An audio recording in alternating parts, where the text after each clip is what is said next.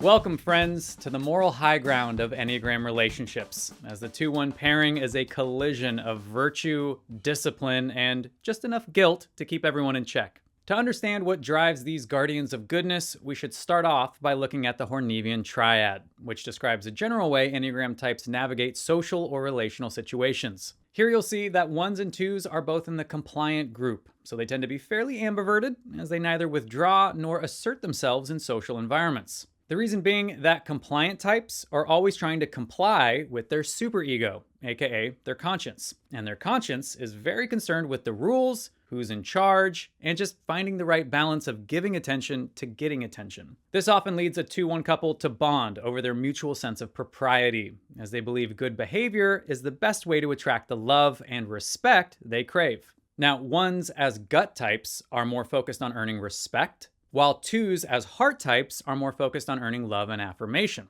However, these differences are tempered a bit when this couple has an overlap in their wings, which is the next major point of connection in this relationship.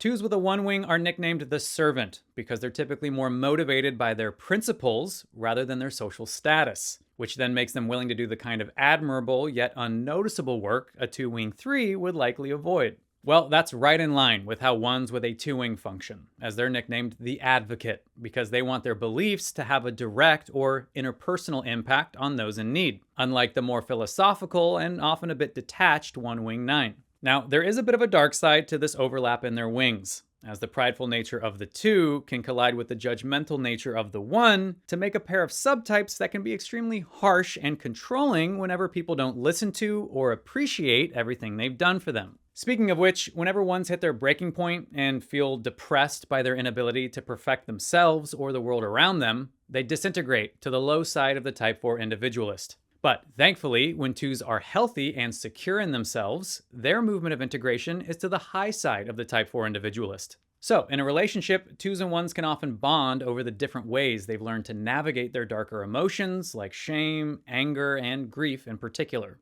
At the end of the day, this duo can become an incredibly inspiring example of how to use not only their moral virtue, but their emotional angst as a catalyst for personal growth, empathy, and profound social impact. All right, on that lovely note, let's shift gears and take a look at what specifically attracts the Type 1 reformer to the Type 2 helper and vice versa. Thank you so much for watching You've Got a Type.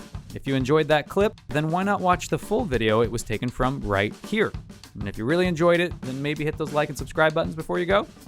No pressure though. Just happy you're here.